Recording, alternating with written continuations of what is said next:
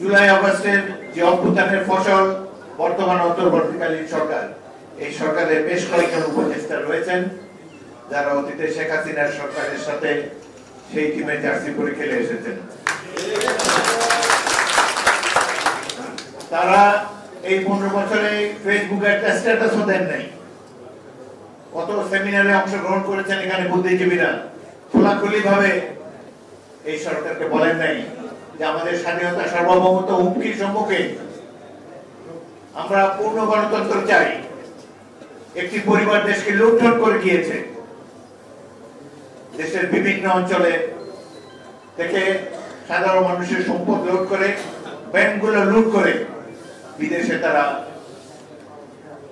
বিশাল অট্টালিকা, বিশাল সাম্রাজ্য, ব্যবসা প্রতিষ্ঠান গড়ে তুলেছেন। একজন প্রতিমন্ত্রী, ভূমি মন্ত্রী, এই ফ্যাসিস্ট সরকারের ভূমি প্রতিমন্ত্রী লন্ডনে 360টি বাড়ি রয়েছে, অকল্পনীয়।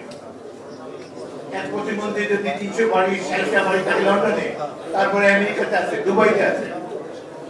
এবং শেখ হাসিনার পুত্রের যে সম্পদের তালিকা দেশে বিদেশে পত্রপত্রিকায় মাঝে মাঝে প্রকাশিত হয়, আমরা স্তম্ভিত হয়ে যাই। গণতন্ত্র হত্যার মাধ্যমেই তারা এই সম্পদ অর্জন করেছে। যেহেতু বাংলাদেশকে শেখ হাসিনা ভারতে বসে আনস্টেবল করতে চান, দেশ বিশৃঙ্খল পরিস্থিতি হোক এটা তিনি চান, এই বিশৃঙ্খলা তিনি উস্কে দিচ্ছেন। এই যে কুখ্যাত ছাত্রলীগ এবং যুবলীগ, তারা ছাত্রদের এবং বিএনপির আন্দোলনকে দমন করার জন্য পেশি শক্তি বারংবার ব্যবহার করেছে। আমাদের স্মরণশক্তি অনেক কম, অনেকে ভুলে গিয়েছেন বিভিন্ন এলাকায়, এই গাজীপুরে টঙ্গীর পাশেই কিভাবে 15 জন ছাত্র সাধারণ মানুষ হত্যা করে ভ্যানে শুয়ে রেখে তাদেরকে কিভাবে আগুন লাগিয়ে পুড়িয়ে দেওয়া হবে। কল্পনা করা যায়? আপনার আমার ভাই, আমাদের সন্তান রাজপথে ন্যায্য দাবি করতে গিয়ে এই সন্ত্রাসী পুলিশের হাতে নিহত হয়ে তারপর তার লাশটিও আমরা পাবো না, তাকে জ্বালিয়ে দেওয়া হবে। এই বাংলাদেশে আমরা প্রত্যক্ষ করেছি শেখ হাসিনার শাসনামলে। আমরা এর অবসান চাই। অবসান হতে পারে একমাত্র গণতন্ত্র প্রতিষ্ঠার মাধ্যমে। আজকে নানা ধরনের সংস্কারকে পূর্ব শর্ত দেওয়া হচ্ছে গণতন্ত্র প্রতিষ্ঠার। সংবিধান সংস্কারের কথা বলেছে, একটি গ্রুপ বলেছেন যে 72 হবে। তারা ছুড়ে ফেলার কারা? অনেক রক্তের বিনিময়ে শহীদ রাষ্ট্রপতি জিয়াউর রহমান এবং ছাত্র জনতার সৈনিকদের মিলিত সংগ্রামের ফলে আমরা একটি স্বাধীন দেশ পেয়েছি। একটি সংবিধান, 72-এর সংবিধান চমৎকার একটি সংবিধান। এটি আওয়ামী লীগের সংবিধান নয়, এদেশের জনতার সংবিধান। আওয়ামী লীগ বরং এই 72-এর সংবিধানকে কাটাছেঁড়া করে একে অপূর্ণাঙ্গ করেছে, এর অঙ্গহানি ঘটিয়েছে আওয়ামী লীগ। প্রয়োজন হলে আরো সংবিধানের সংশোধন করা যায়, কিন্তু যাই হোক, নতুন করে সংবিধান লেখা হোক কিংবা সংবিধান সংশোধন করা হোক, এই ব্যাপারে সিদ্ধান্ত নেবে বাংলাদেশের সাধারণ জনগণ। কোন বুদ্ধিজীবী বা কারো কোন গুরু, কারো কোন শৌখিন রাজনীতিবিদ, বিদেশ থেকে আগত কোন বুদ্ধিজীবী, তাদের পরামর্শে বাংলাদেশের সংবিধান নতুন ভাবে লিখিত কিংবা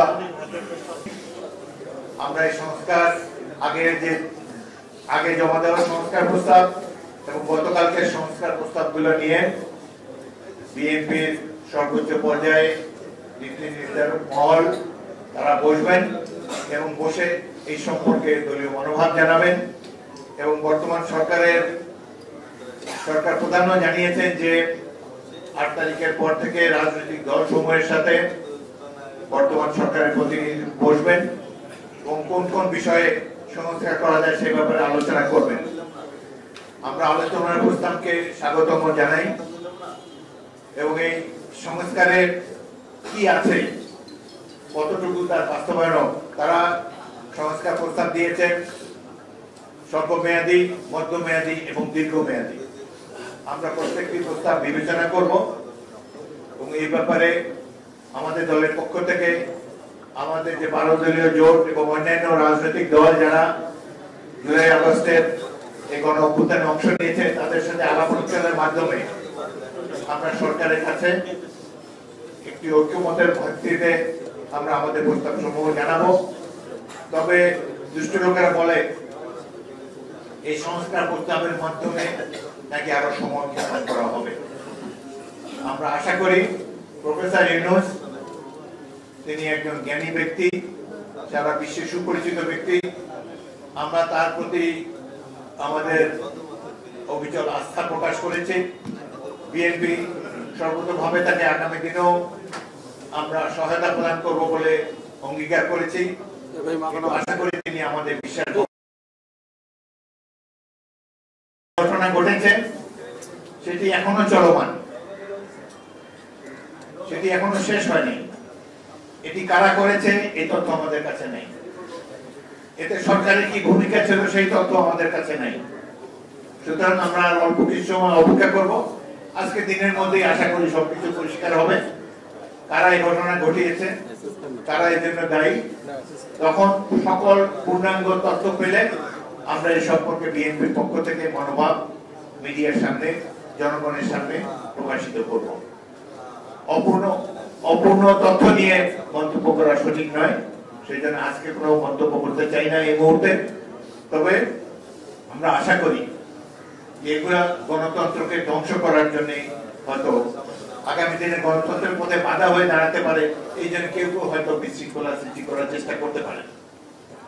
এবং বিশেষ করে এর মধ্যে প্রতিবেশী রাষ্ট্রের কোন হস্তক্ষেপ আছে কিনা সেটিও আমরা জানার চেষ্টা করব।